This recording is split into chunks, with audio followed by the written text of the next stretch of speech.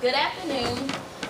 The topic that we chose to research was crime in the United States. A crime is basically any action that constitutes as an offense. So anything that's basically illegal is classified as a crime. We chose crime because it's very important in our society. Everyone try to have a safe, free environment, and crime control is basically a way to keep everyone safe and to prevent crimes in the United States. I researched two different types of crimes that included property crimes and violent crimes. Property crimes are basically any crimes that have to deal with physical property, like car theft or burglary. And violent crimes would include murder or rape, something along that line. These sources came from the FBI. You can see that in 2007, the violent crime rate in the nation was really high, and it's lowered in the last 4 years. Same thing with property. This is for the state of North Carolina.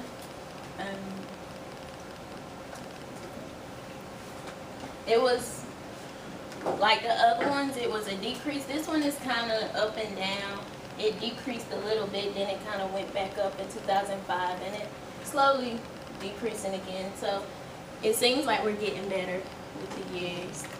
And this is just for our this is just for Durham. It's kind of, the numbers were kind of high. I was surprised with the numbers, but okay, crime prevention. Ways to prevent crime is by increasing sentences and programs. Some programs that I found that didn't work was, one was called a gang reduction program. It was in Los Angeles, California, and it was any age and the gender was both, and it was trying to get the community involved, but it didn't work because gangs continued. Another program was Forever Free. It was a program, it was a 6-month program to women inmates near the end of their incarceration period.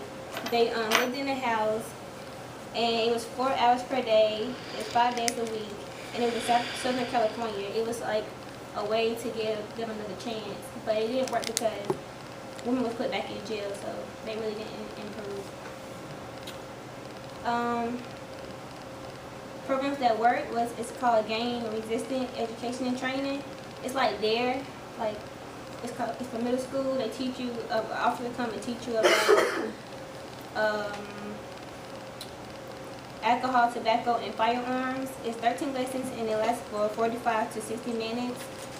And it was another program. It was a crump, and I didn't know that it was it's an African religion dance. But this man named Tight Eyes, he in 2000 he invented it for gangs in California, and I think it worked because it was like it brought out more in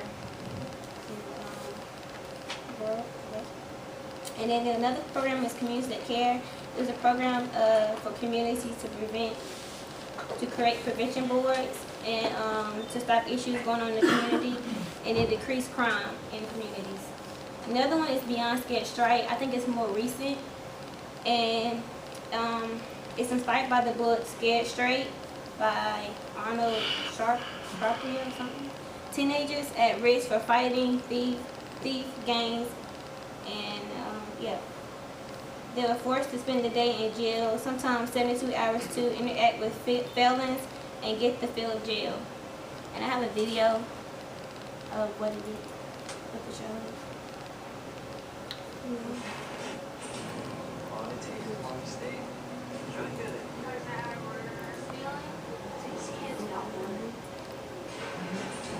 Yeah.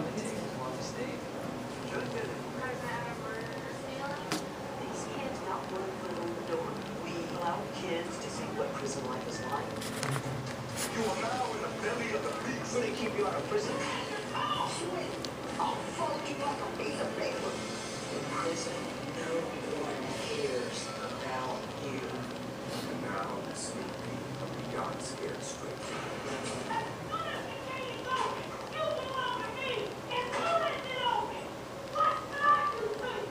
For now, we're opening the door. You now belong to them. Think it's scary now? Wait till the door opens.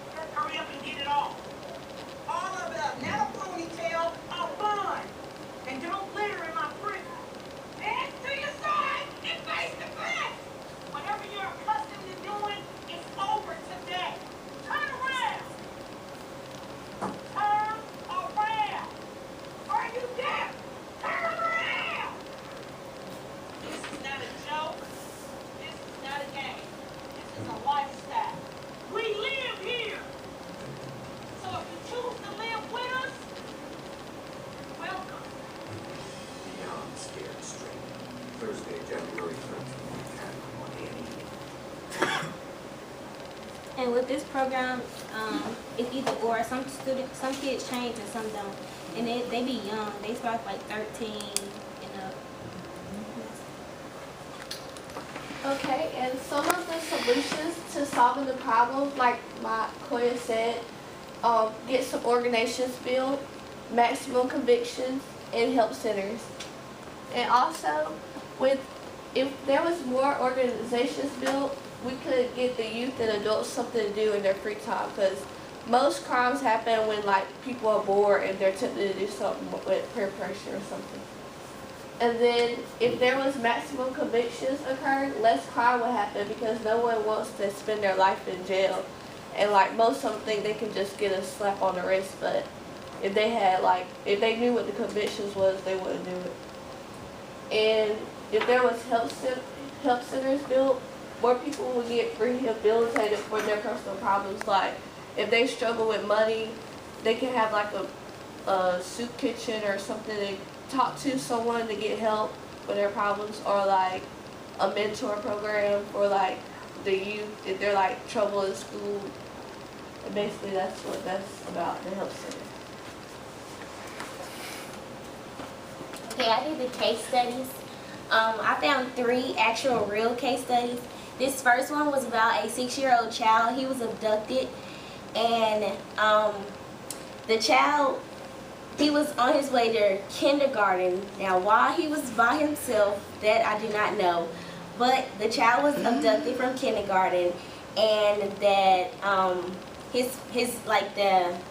from the child being abducted from, I guess, the bus stop or whatever, it was like a fear that the parents have, and every parent fears of their child being taken away, hurt, or anything happening to them. The National Center for Missing and Exfoliated Children in the Department of Justice said that approximately 850,000 children under the age of 18 occasionally go missing each year in the United States.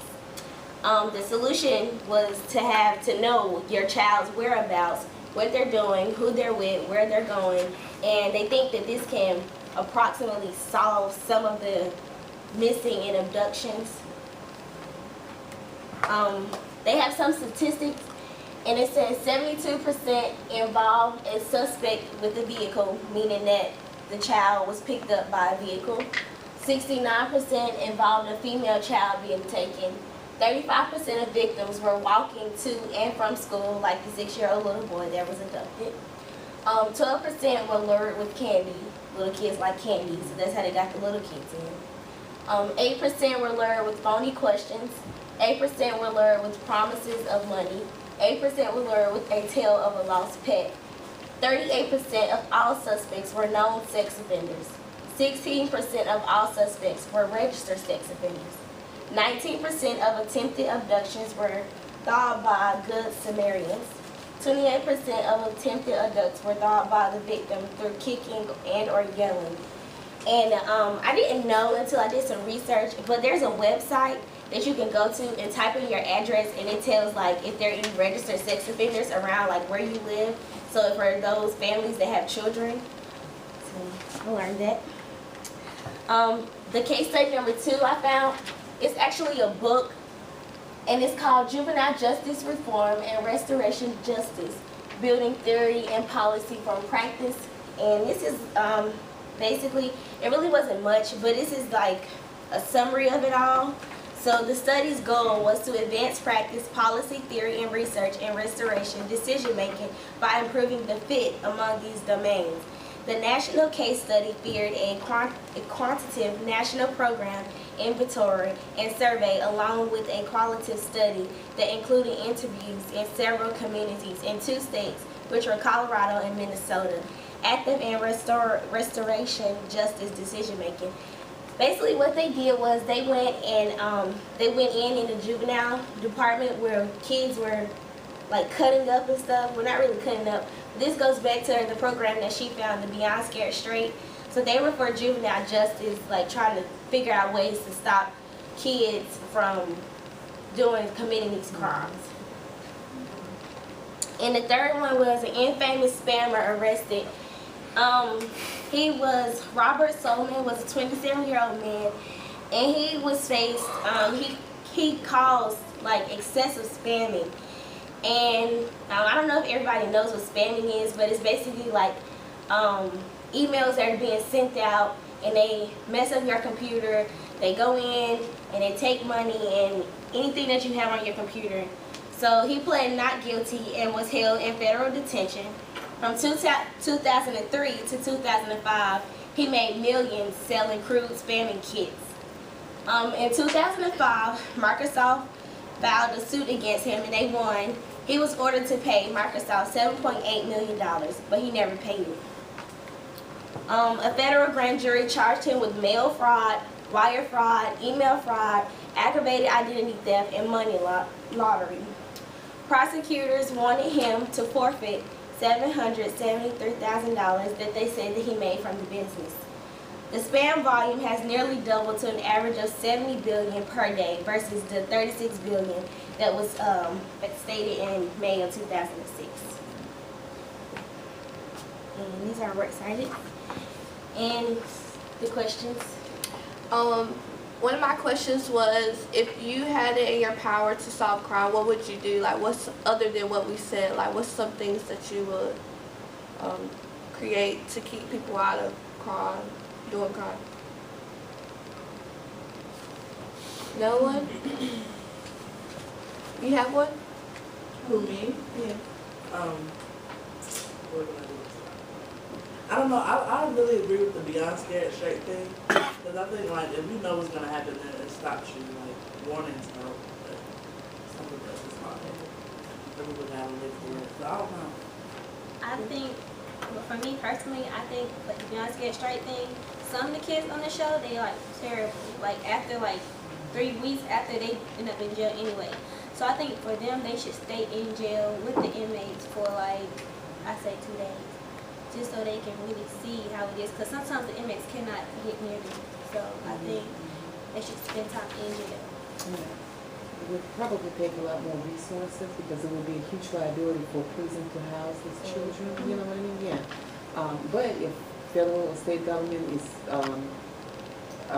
allowed or willing to dedicate this kind of resources, maybe something similar, something that nature can be expanded and really developed.